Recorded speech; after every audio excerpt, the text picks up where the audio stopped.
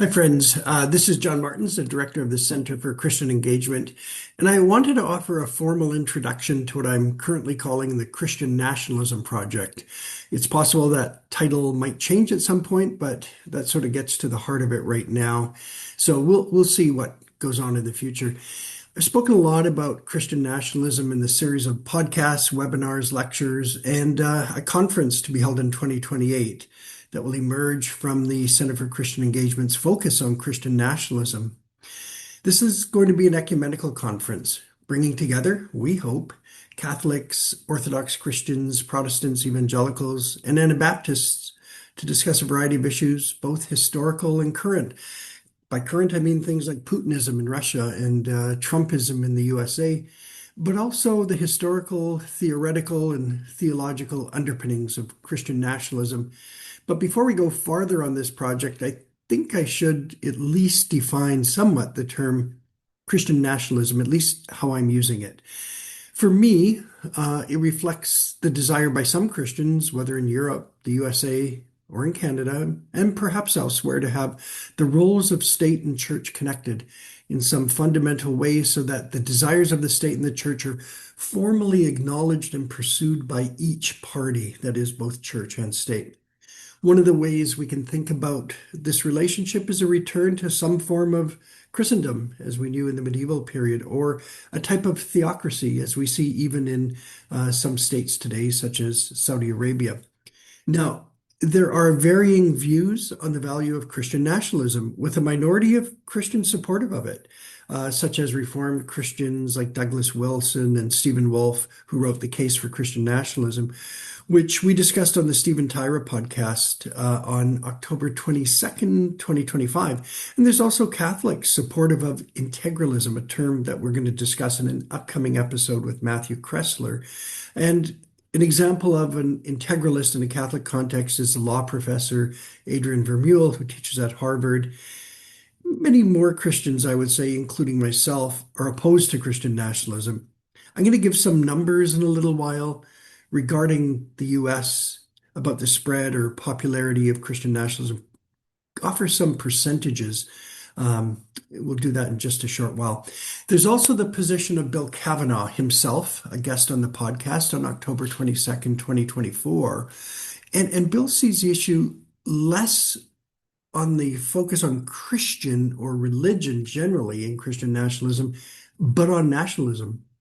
Let me read from an article published online, Nationalism as Idolatry, Why We Must Choose Between Elevating Religion or Country. And this was published on April 25th, 2025, where Bill Cavanaugh writes, quote, "In recent American politics, there's been mounting concern over the rise of Christian nationalism, the belief that the United States has been an essentially Christian country since its founding, and therefore has a providential role to play in history. Christian nationalists advocate for laws, funding, and public symbols that promote Christian practice and Christian morality. In the US today, Christian nationalism is almost exclusively associated with right-wing causes, including opposition to immigrants and to racial, religious, and sexual minorities. Religious nationalism is not exclusive to Christianity or America, and our country's version of it is generally seen as one instance of a broader worldwide phenomenon. We can readily find variations of religious nationalism in India, Israel, Turkey, Myanmar, and so on." Really good point that he makes at the end of that paragraph. I'm going to read another paragraph of his from that article.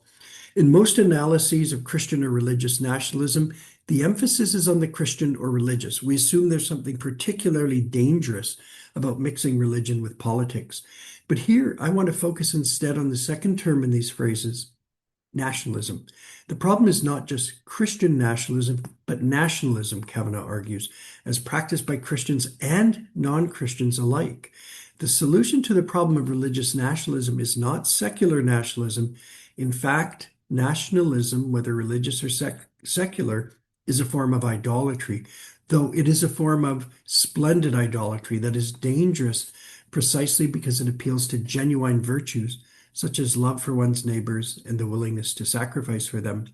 The tough question is how to know when such virtue becomes vice." And that's the end of the paragraph that I was citing. At some profound level, I do agree with Bill Cavanaugh that nationalism in itself is a problem. But for me, hitching nationalism to any religion, in our North American context, Christianity, does make nationalism worse, as it works overtime to exclude people of no religion or other minority religions from full citizenship, but even exclude some people fully from engaging in the political process. It becomes a real threat, that is, to democracy. As you're going to hear on an upcoming episode with Ruth Braunstein, a sociologist at Johns Hopkins University, I think this will be, though, a significant point of discussion at our 2028 conference. And it's my hope that Bill will be able to offer an in-person lecture for us prior to 2028 and join us at the conference. But I take Christian nationalism as a particular specific threat, separate from nationalism, which presents its own threats. And to my mind, Christian nationalism needs to be defined on its own terms. The data I'm going to offer now is from the Public Religion Research Institute, a nonpartisan, nonprofit organization that conducts independent research on the intersection of religion, culture, and public policy in the USA. I don't know of any equivalent Canadian study. If someone does, please do let me know. So I'm going to rely on the data from the US. If things go according to plan, my colleague Nick Olkowicz and I will receive a grant in 2026 to begin a study of Christian nationalism in Canada, after which we hope to be able to definition on the basis of our Canadian data. But prior to that, there's one study you might want to consult, however, and it's Lydia Bean's 2010 book, The Politics of Evangelical Identity, Local Churches, and Partisan Divides in the United States and Canada. And she shows similarities in Canadian and American evangelical churches with respect to theology, but great differences in terms of their political identities. And she looks at a couple of churches in Buffalo, New York, and a couple in Hamilton, Ontario, basically only an hour apart. But in terms of political identity, there's a vast difference between the Canadian churches and the US churches. Until we get more extensive Canadian data, however, this is what we have to offer in terms of definition. The Public Religion Research Institute, which measures Christian nationalism through responses to a series of 5 questions. So here they are. Number 1, the US government should declare America a Christian nation. US laws should be based on Christian values. If the US moves away from our Christian foundations, we will not have a country anymore. That was 3, by the way. 4, being Christian is an important part of being truly American.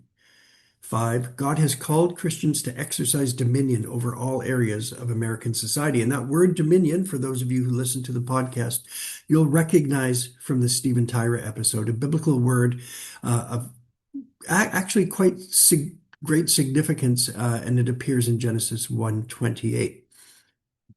By answers to these questions, PRRI says, quote, the Christian nationalism scale combines answers by using an additive scale and recalibrates the scores to values from 0, low, to 1, high. And they have an appendix and they have a lot of data that you can find online at their website.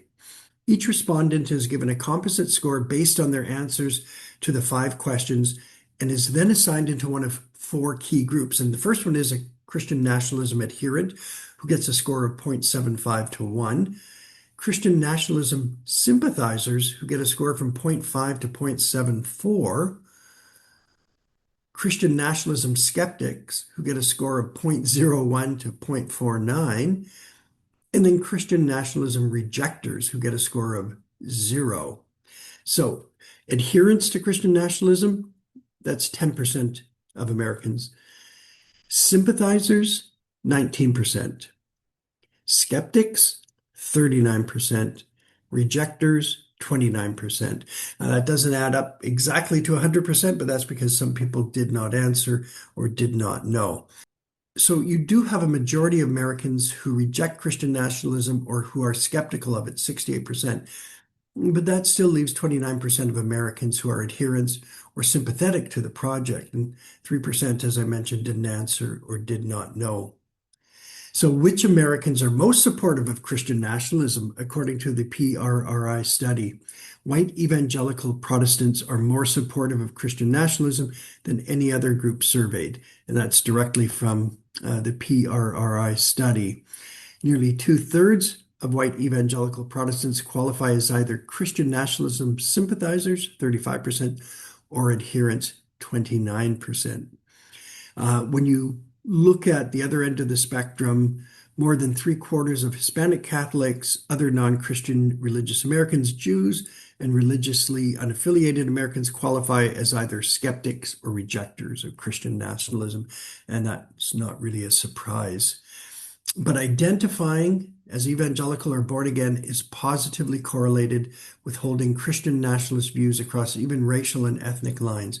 And again, that's directly from the study. Now, it's also the case that people who report being Christian nationalism adherents attend church a lot more often, or religious services in general, a lot more often than those who reject it, 54% versus 28%. And similarly, according to the study, 44% of Christian nationalism adherents report that religion is the most important thing in their lives, compared to 24% of sympathizers, 10% of skeptics, and 3% of rejectors. And it's also really strongly correlated with, in the US, partisanship. That is, most Republicans qualify as either Christian nationalist sympathizers, 33%, or adherents, 21%.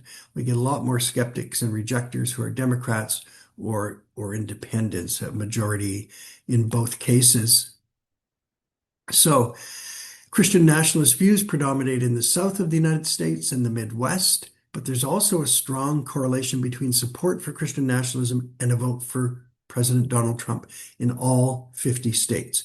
And the states with the highest levels of support for Christian nationalism, which includes about half, and in some cases slightly more than half, are Mississippi, 51%, Oklahoma, 51%, Louisiana, 50%, Arkansas, 49%, West Virginia, 48%, and North Dakota, 46%.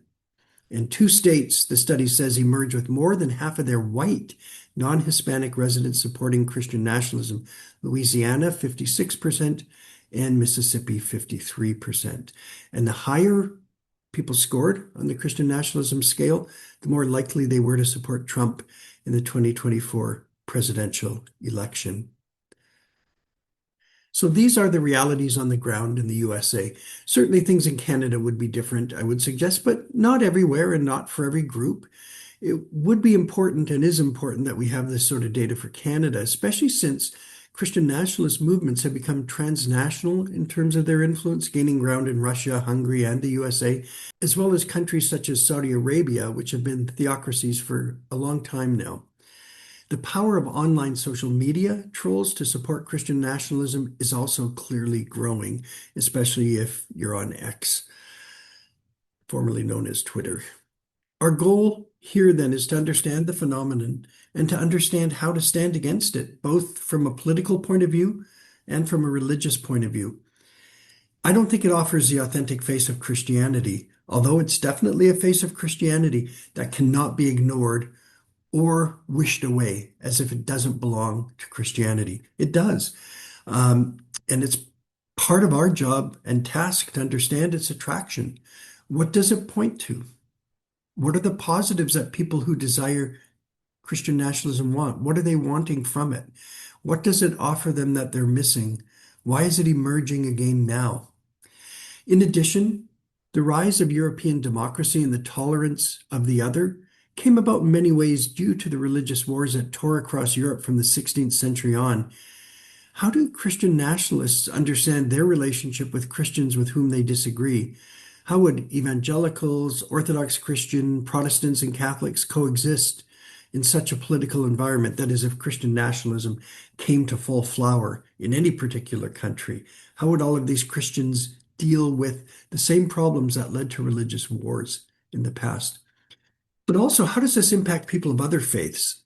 How is their place in a democracy understood by Christian nationalists? What do Muslims, Jews, Sikhs, indigenous peoples, and those with no particular faith, that is inclusive of all others, feel about Christian nationalism? So where are we at right now in terms of our project? At this point, we've produced a number of podcasts that explore the variety of ideas dealing with Christian nationalism and the history of Christian nationalism in North America on the podcast. Let me go through the list of episodes that touch on or discuss the topic in depth. So if you're just joining this project now, or if you're just starting to listen to the podcast, I can give you a sense of what we have. So on October 31st, 2023, the rise of Christian nationalism in the 1930s and today in the USA, a conversation with Charles Gallagher, a Jesuit from Boston College. And he talked about Nazism and in the 1930s and 40s, in particular in Boston and New York City, and how it took hold amongst many Catholics at that time. On October 22nd, 2024, Bill Cavanaugh joined me on the podcast, and we talked about the uses of idolatry or many old gods. And this was, as indicated by what I just read earlier from him, focused particularly on the idolatry of nationalism. On January 16th, 2025, we had Reconsidering John Calvin, a conversation with Ruben Rosario Rodriguez, in which he examined Calvin's view of the proper relationship between church and state and the authority due each of them. On January 30th, 2025, we had Becoming a Peace Church, actually Becoming a Catholic Peace Church, a conversation with Gerald Schlabach, in which Gerald reflected on the Anabaptist understanding of the role of the church in the world and how the Catholic Church can become a peace church. And that's based on his book. We also had on June 25th, 2025, a really popular episode, Reading the Bible in the Kingdom of Love, a conversation with Tom Bolin. In this episode, Tom reflects on his new book, An Inspired Word in Season, Reading the Bible Responsibly in a Polarized World, in which he seeks to reduce polarization in a divisive political world by seeking out ways in which the Bible can reduce tension by interpreting reasonably and responsibly together.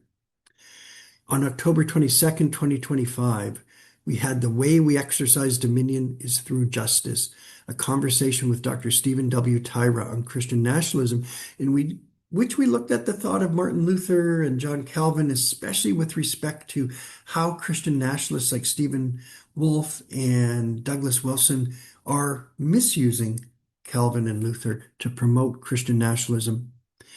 I also think Elizabeth Castelli's recent discussion of Charlie Kirk and more broadly martyrdom and the idea of martyrs really fits. That was on November 19th, 2025, only a little over a week ago that came out. Who is a martyr? A conversation with Dr. Elizabeth Castelli.